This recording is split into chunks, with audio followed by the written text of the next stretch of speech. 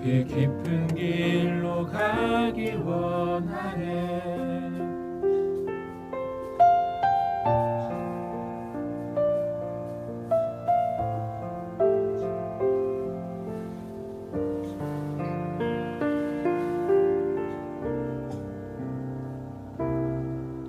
저 높이 솟은 산이 되기보다 여기 오름직한 동산이 되길,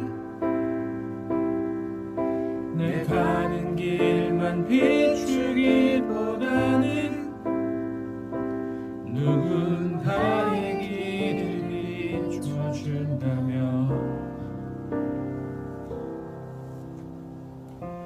내가 노래하듯이 또 내가 얘기하듯이 살긴, 난 그렇게 죽기 원하네.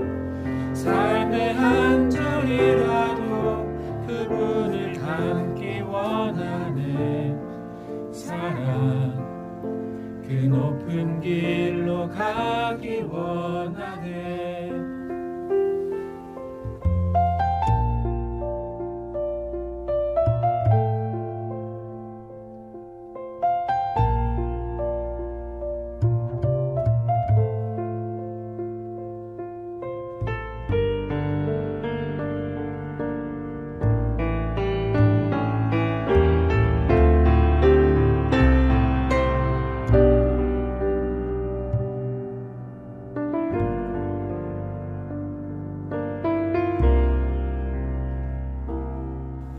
저 높이 솟은 산이 되기보다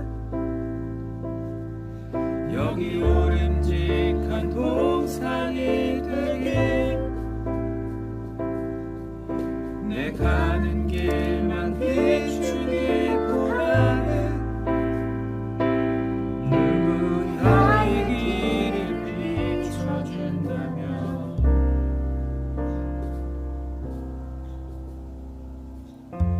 내가 노래하듯이 또 내가 얘기하듯이 살긴, 난 그렇게 죽기 원하네. 삶의 한 절이라도 그분을 닮기 원하네. 사랑, 그 좁은 길로 가기 원하네.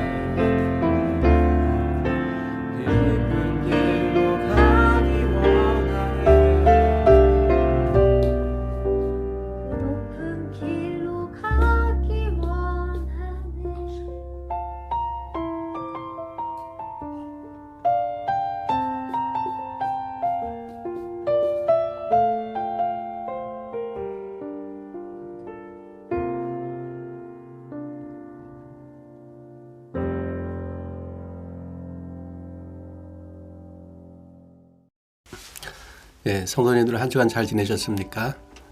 네, 5월 셋째 주 예배를 주님으로 개하겠습니다. 다 같이 묵도하시겠습니다. 여호와여, 내가 깊은 곳에서 주께 부르짖었나이다. 주여, 내 소리를 들으시며 나의 부르짖는 소리에 귀를 기울이소서. 여호와여, 주께서 죄악을 지켜보실진데 주여 누가 서리이까? 그러나 사유하심이 주께 있음은 주를 경외하게 하심이니이다. 나 곧 내 영혼은 여호와를 기다리며 나는 주의 말씀을 바라는도다. 파수꾼이 아침을 기다림보다 내 영혼이 주를 기다리나니 참으로 파수꾼이 아침을 기다림보다 더하도다. 이스라엘의 여호와를 바랄지어다. 여호와께서는 인자하신가 풍성한 속량이 있음이라. 그가 이스라엘을 그의 모든 죄악에서 속량하시리로다. 아멘. 기도하시겠습니다. 하나님 아버지, 감사합니다. 한 주간 저희 삶 가운데서 함께 하시고 지켜주시고 보여주심을 감사합니다. 이 시간 저희가 마음을 모아 주 앞에 예배하고자 합니다. 함께하여 주시옵소서. 하나님, 우리가 이 시간에 영상으로 예배하지만은 우리가 마음을 다하여서 주님을 바라보기를 원하고 하나님의 말씀을 사모하기를 원합니다. 주께서 이 시간에 함께해 주시고 예배하는 모든 심령 가운데 주께서 찾아가셔서 그 마음을 만져주시옵소서. 하나님, 우리에게는 주님의 은혜가 필요합니다. 또 한 주간 살아가기 위해서 주께서 주시는 그 은혜와 말씀과 주께서 주는 영적 양식으로 우리가 이 시간에 충만한 시간 될 수 있도록 주님 도와주시옵소서.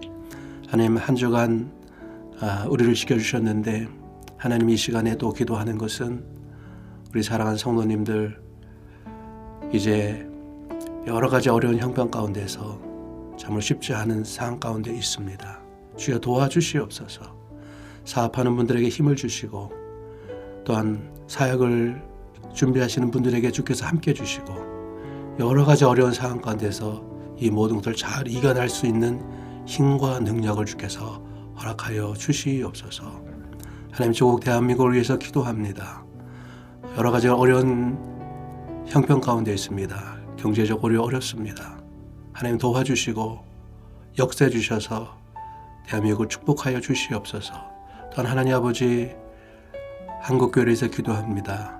하나님, 이 한국교회가 영적으로 새로워지며 충만해서 온 열방 가운데 복음을 전하며 한국 땅에 소망이 되는 교회로 주께서 변해져 가시도록 도와주시고 인도하여 주시옵소서. 하나님, 길기지 땅을 위해서 기도합니다.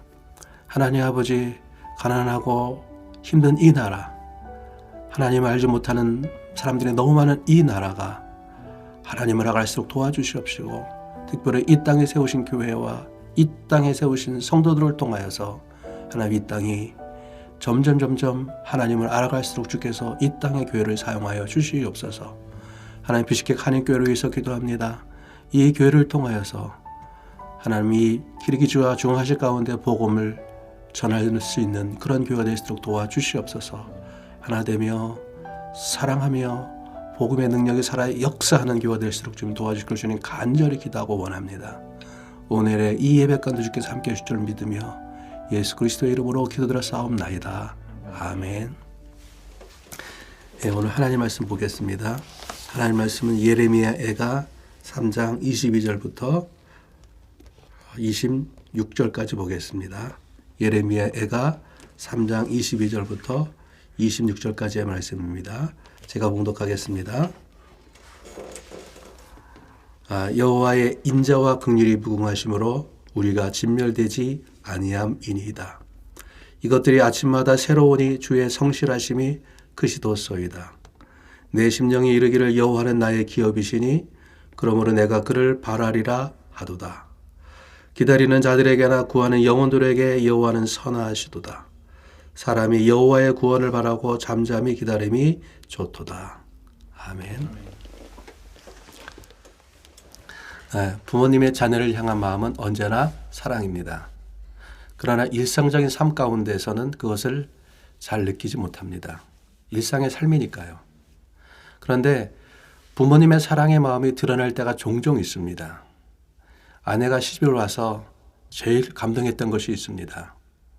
당시 저희는 원주에서 목회를 하고 있었습니다.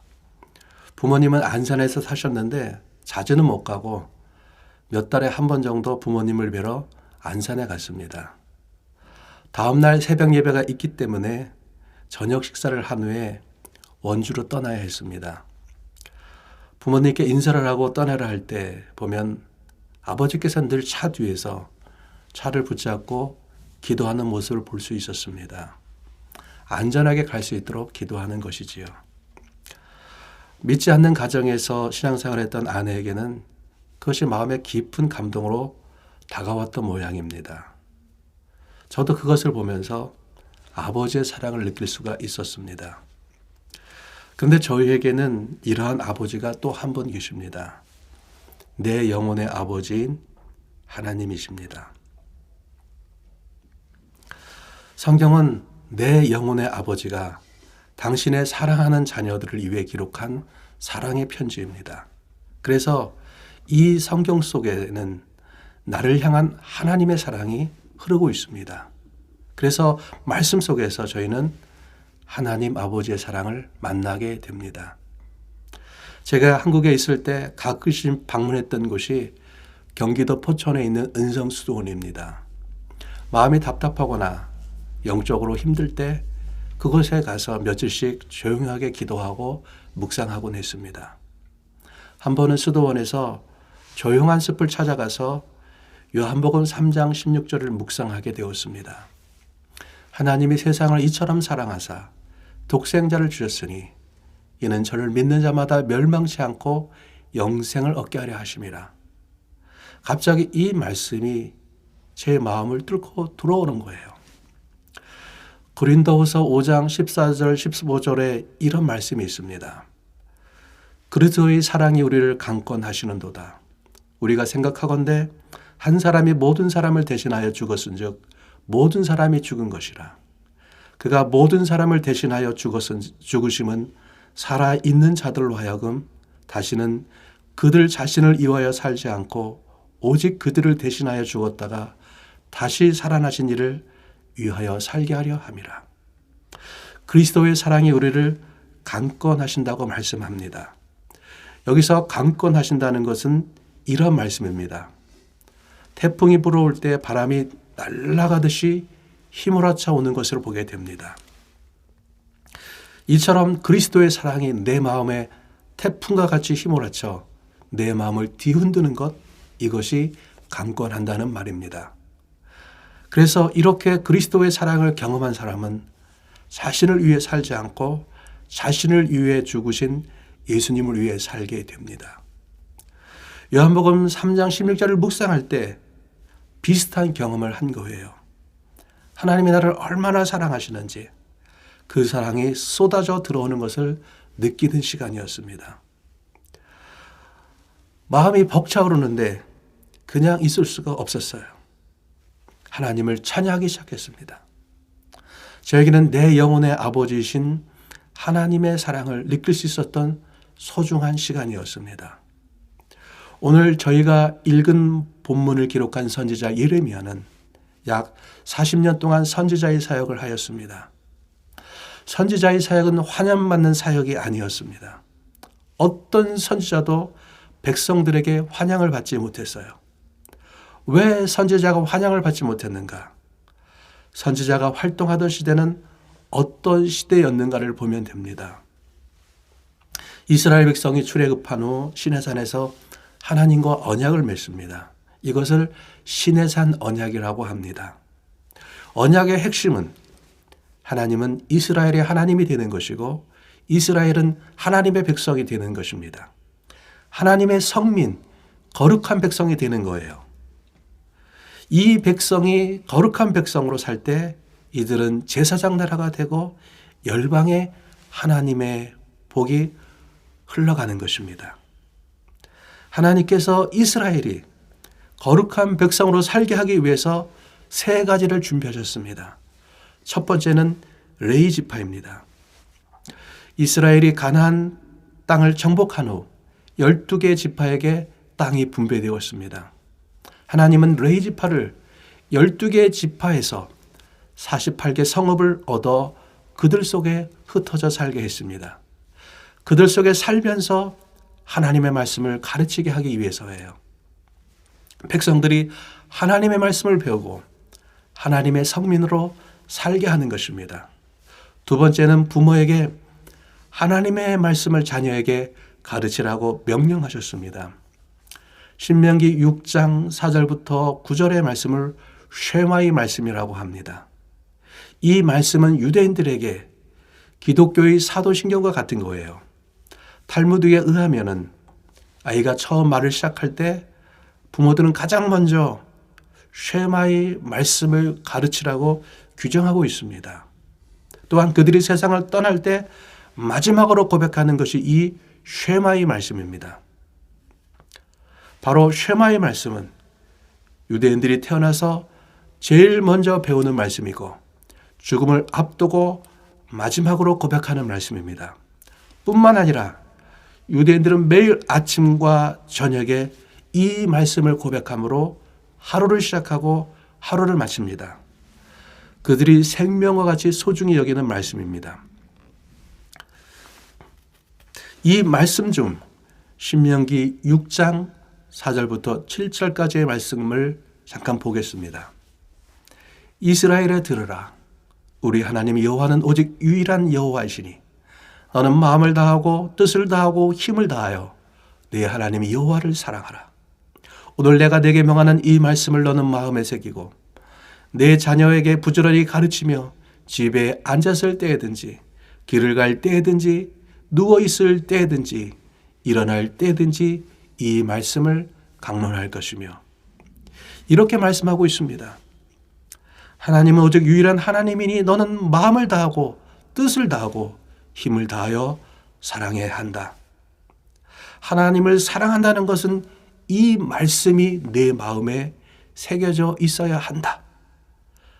말씀이 내 마음에 존재하게 해야 한다는 것입니다. 동시에 자녀에게 부지런히 이 말씀을 가르치라고 말씀하세요. 왜요? 부모는 자녀에게 가장 좋은 것을 줍니다. 내가 하나님의 말씀을 사랑하여 이 말씀이 내 안에 가장 가치 있는 것이라면 당연히 어떻게 하겠습니까? 사랑하는 아들아, 너는 마음을 다하고 뜻을 다하고 힘을 다하여 하나님 여호와를 사랑해야 해.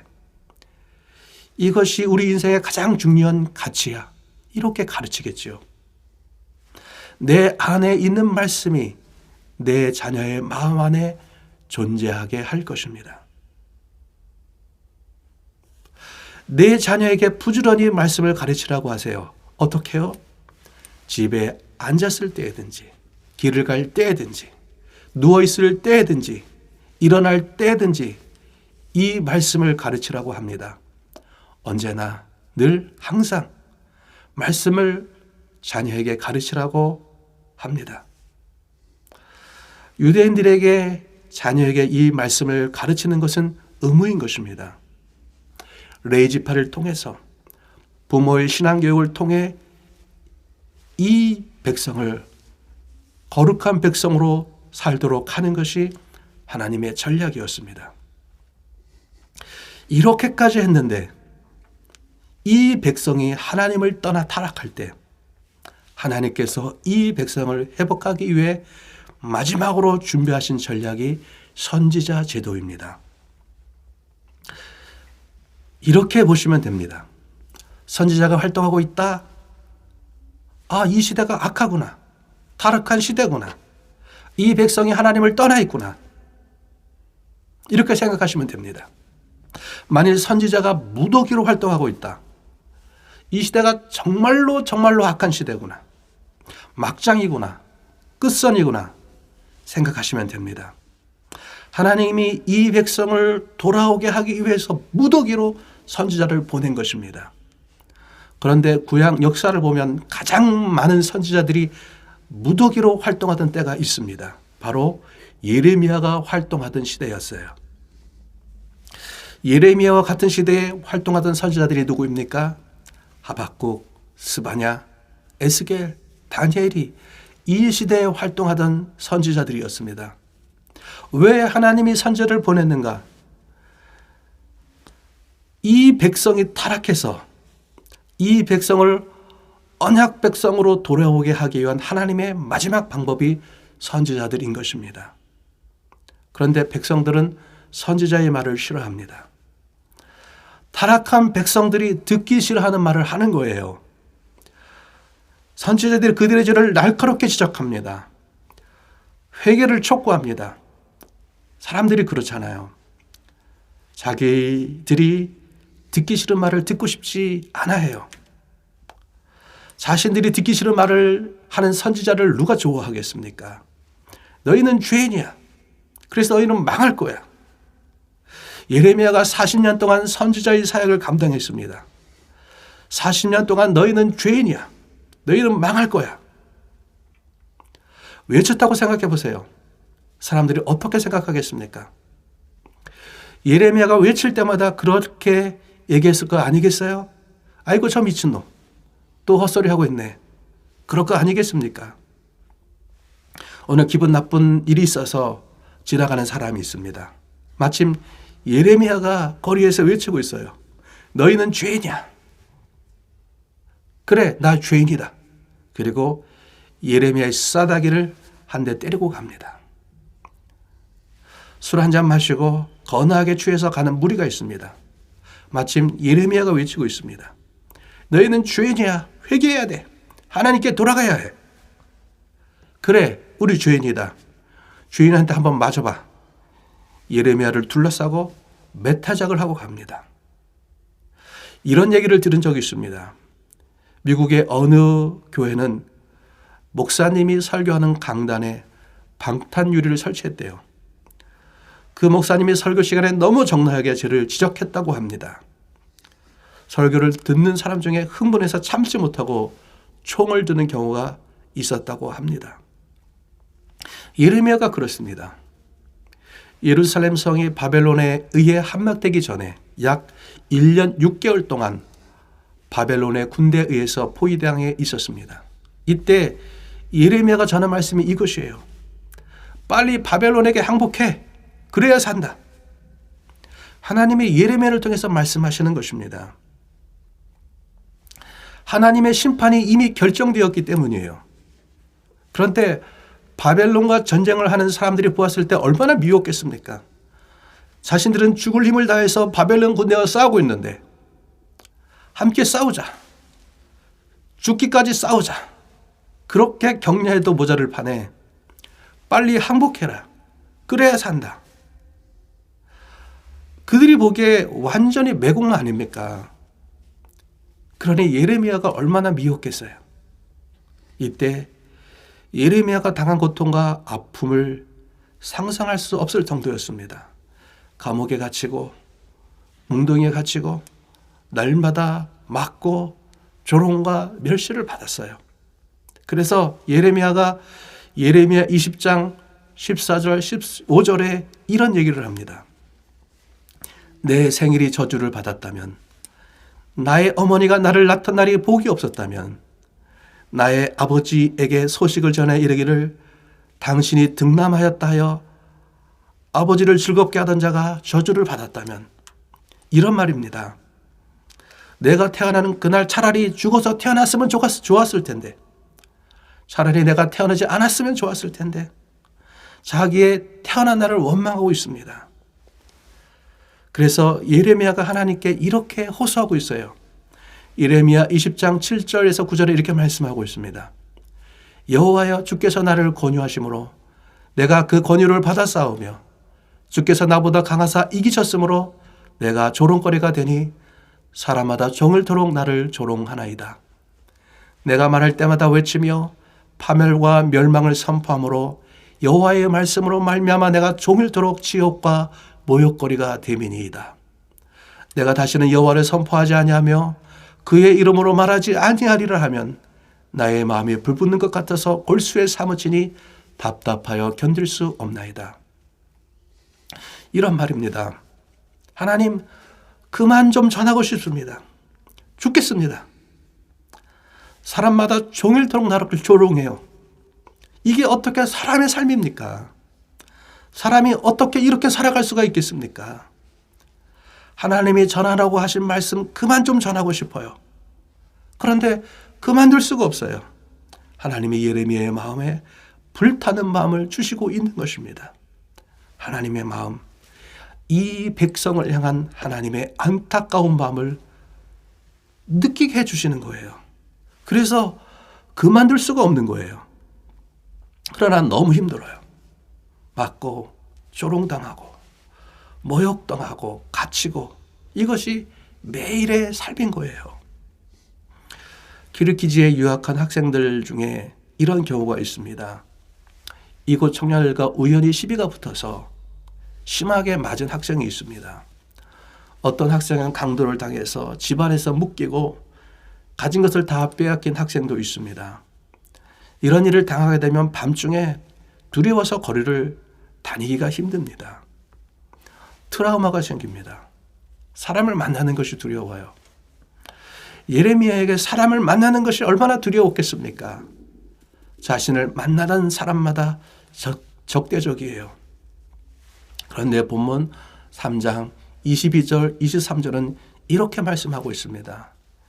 여호와의 인자와 긍휼이 무궁하심으로 우리가 진면되지 아니함이니이다.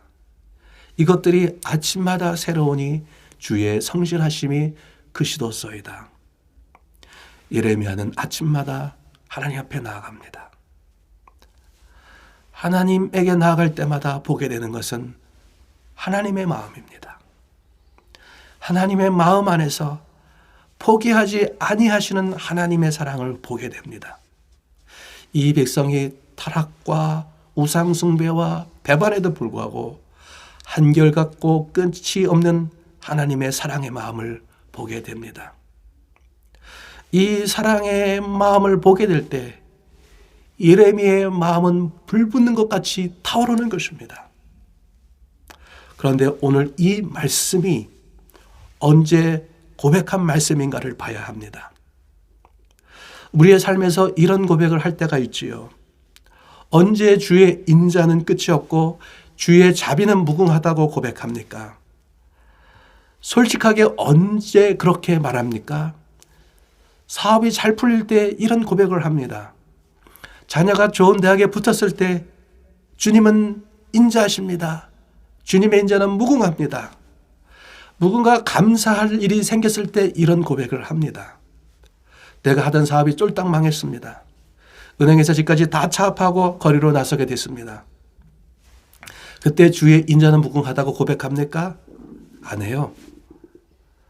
내 친구의 자식들은 다 대학에 붙었는데 내 자식만 떨어졌어요. 그때 주의 인자는 무궁합니다. 그런 고백을 합니까? 안 해요. 주님 왜 이러십니까? 그런 고백을 하죠. 오늘 저희가 읽은 성경은 예레미야 에가입니다. 에가는 히브리어로 에카라는 말인데 아이고 아이고 어찌할꼬 이런 의미입니다. 지금의 상황이 어떤 상황인 줄 아십니까? 나라가 망했습니다. 예루살렘 성이 파괴되고 폐허가 됐습니다. 백성의 3분의 1은 굶어 죽고 3분의 1은 칼에 죽고 나머지는 포로로 잡혀갑니다.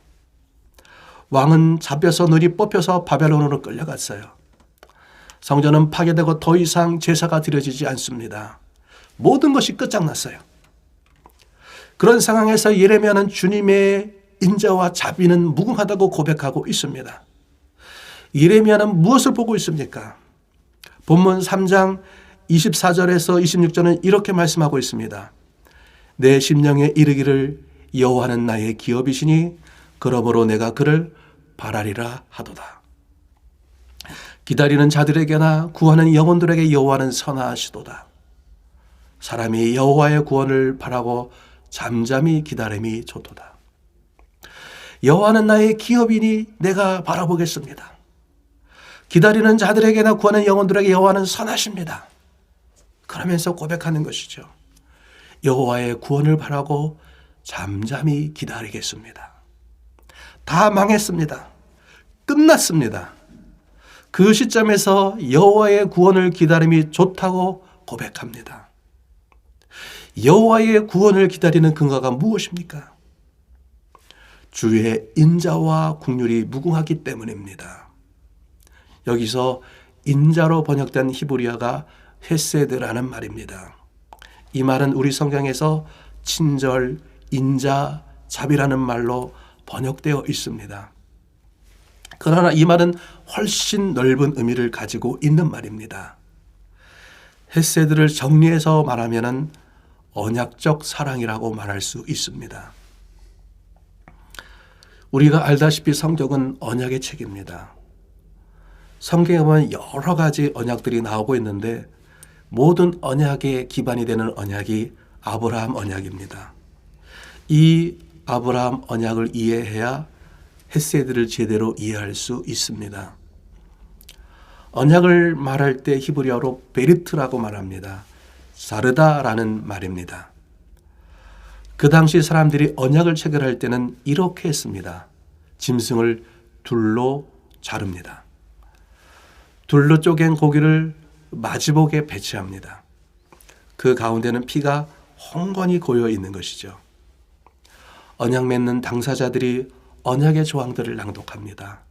그리고 두 언약의 당사자가 쪼갠 고기 사이로 지나갑니다. 쪼갠 고기 사이로 지나간다는 것은 만약 언약을 지키지 않는다면 쪼개어진 짐승같이 이렇게 쪼개어져 죽는다는 것입니다. 언약을 지키지 않으면 반드시 죽인다는 것입니다. 그래서 언약은 반드시 지켜야 했습니다. 이러한 언약 예식이 오늘날 우리들 안에도 남아 있습니다. 바로 결혼 예식입니다. 신랑 신부가 청중돌 사이를 지나서 입장합니다. 예식이 끝나면은 신랑 신부가 청중돌 사이로 행진해서 나옵니다. 언약 당사자가 쪼갠 고기 사이를 지나며 언약을 맹세하듯이 신랑 신부는 하객 사이를 왕래하며 결혼 서약의 언약을 지키겠다는 것을 약속하는 것입니다. 그렇다면 아브라함 언약은 무엇입니까? 창세기 15장에 보면은 하나님과 아브라함이 언약을 맺습니다. 아브라함이 짐승을 잡아서 쪼개서 마주보게 해놓았습니다. 그 쪼갠 고기 사이로 누가 지나갑니까? 하나님이 지나가십니다. 하나님께서 아브라함에게 하신 약속들, 너에게 복을 주고 너로 말미암아 모든 민족이 복을 받게 하겠다. 이 약속을 지키겠다는 의미로 하나님이 쪼갠 고기 사이로 지나가시면서 언약하신 것입니다. 하나님이 쪼갠 고기 사이로 지나가셨다는 것은 하나님이 이 약속을 지키지 않으시면 하나님께서 죽으시겠다는 것입니다. 하나님이 자기의 영원한 생명을 거신 것입니다. 왜 창조주가 피조물을 위해서 자기의 영원한 생명을 거신 것입니까? 하나님은 사랑이시라. 바로 아브라함의 언약은 하나님의 사랑의 마음에서 나온 것입니다. 당신의 생명을 거신 사랑, 변하지 않는 끝없는 사랑, 언약적 사랑, 이것이 헤세드입니다. 하나님의 헤세드의 사랑은 결코 끊을 수 없는 사랑입니다. 하나님이 이 언약적 사랑을 저버리면 하나님 스스로가 죽습니다. 이스라엘은 끝났습니다. 성전은 파괴되어 잿더미가 되고 예루살렘은 파괴되어 폐허가 되었습니다. 쓸만한 사람, 조금이라도 유용한 사람은 다 바벨론으로 끌려갔습니다. 하나님이 아브라함에게 주겠다고 약속한 땅은 황폐해졌습니다. 그러나 예레미야가 알고 있는 것은 하나님의 헤세드의 사랑은 끝나지 않았습니다. 하나님의 언약은 끝나지 않았습니다. 그래서 예레미야는 본문 3장 26절에서 고백합니다. 조용히 여호와의 구원을 기다리는 것이 좋다. 하나님께서 다시 회복을 시작하실 것을 알았습니다. 그래서 여호와의 구원을 기다리겠다고 말하고 있습니다. 하나님은 예레미야에게 70년 후에 이스라엘에 돌아올 것을 말씀하셨고 예언대로 이스라엘은 바벨론에서 돌아왔고 성전과 성이 재건됐습니다. 여기서 우리가 생각해 보고 싶은 것이 있습니다. 다윗은 하나님을 사랑한다고 했습니다. 다윗이 하나님을 사랑한다고 할 때 사용된 말은 일반적인 사랑입니다. 그런데 하나님이 다윗을 사랑한다고 할 때 사용한 말이 헤세드이고 이스라엘을 사랑한다고 할 때 사용된 말이 헤세드입니다. 이것은 다른 차원의 사랑입니다. 하나님이 다윗을 사랑하신다. 결코 변하지 않는 사랑을 가지고 사랑하신다는 말입니다. 하나님이 우리를 사랑하신다. 하나님이 나를 사랑하신다. 이것은 헤세드의 사랑인 것입니다. 우리는 하나님의 사랑을 받을 때 헤세드의 사랑을 경험하는 것입니다. 그분은 결코 변하지 않는 사랑을 가지고 나를 사랑하시는 것입니다. 이 헤세드의 사랑, 포기하지 않는 사랑 때문에 하나님은 당신의 아들을 십자가에서 죽게 하셨습니다. 그래서 바울은 이 헤세드의 사랑을 신약적으로 이렇게 표현합니다. 로마서 8장 38장 39절에 보면은요.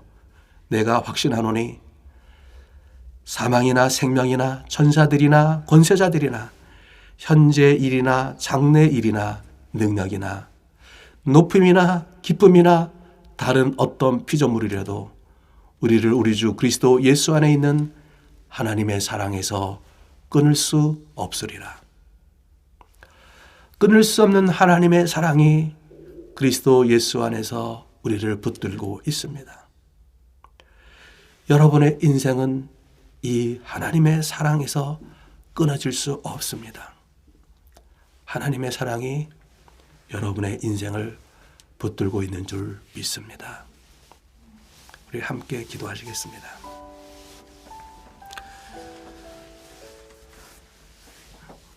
오늘 우리가 말씀을 기억하면서 잠시 나의 삶을 돌아보았으면 합니다.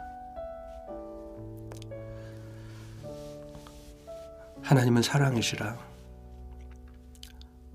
하나님의 말씀은 사랑이신 하나님께서 우리에게 보내신 사랑의 편지입니다. 그래서 우리는 하나님의 말씀 안에서 이 하나님의 사랑을 만나게 됩니다. 말할 수 없는 고통의 시간을 보는 예레미야, 마지막에는 회개하라 회개하라 외쳤지만 돌아오지 않아서 결국에는 멸망당하고 폐허가 된 예루살렘을 바라보면서 예레미야는 예레미야 애가라는 하나님의 말씀을 기록합니다. 눈물의 편지요, 눈물의 애가입니다. 그런데 거기서 그 말씀의 핵심에서 예레미야는 고백합니다. 주의 인자와 자비가 무궁하다고 고백합니다. 그래서 여호와의 구원을 잠잠히 기다리겠다고 예레미야는 고백하고 있습니다.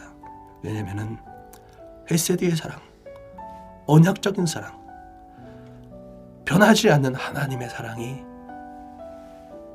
이 민족을, 이들이 배반하고 우상을 섬기고 이들이 타락하여 하나님을 떠나도 하나님의 사랑이 그들을 붙들고 있는 것을 예레미야는 알았기 때문입니다.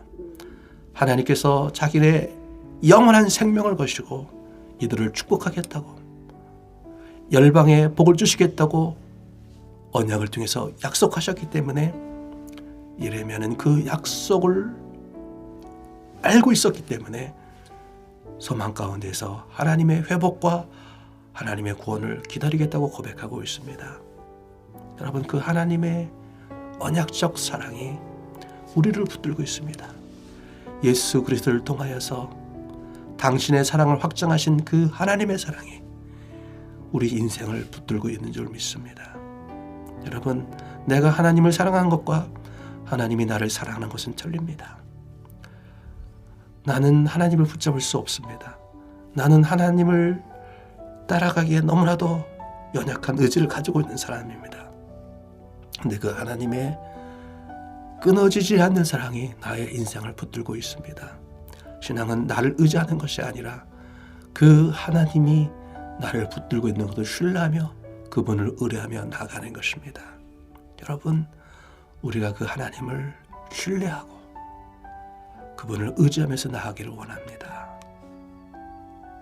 이 시간에 함께 기도하겠습니다. 하나님, 감사합니다. 부족한 저희들을 사랑해 주셔서 감사하고 예수님을 십자가에 죽으시고 부활케 하심으로 우리를 구원하셔서 영생의 길을 허락해 주심을 감사합니다. 그럼에도 불구하고 계속해서 실수하고 낙담하고 무너지고 때로는 하나님을 떠나는 저희들을 끝까지 놓지 않으시고 붙들어 주시는 하나님의 사랑에 감사를 드립니다. 하나님, 이 하나님의 사랑을 붙들고 나를 의지하는 것이 아니라 하나님을 의지하며 나가는 저희의 인생이 될수록 도와주시옵소서. 특별히 이 어려운 때에 하나님, 우리 사랑하는 성도들 함께 해주시고 더 큰 긍휼과 은혜로 인도하시고 역사하여 주시옵소서. 감사를 드리고 예수님의 이름으로 기도를 싸움나이다. 아멘. 다 같이 축도하시겠습니다. 지금은 우리 주 예수 그리스도의 은혜와 아버지 하나님의 크신 사랑과 성령의 교통하심과 함께 하심이 우리 사랑하는 피식의 한인교회 성도들과 또 기르케산에 있는 모든 교회와 성도들 가운데 지금부터 영원까지 함께 하실 것을 간절히 축원하옵나이다. 아멘.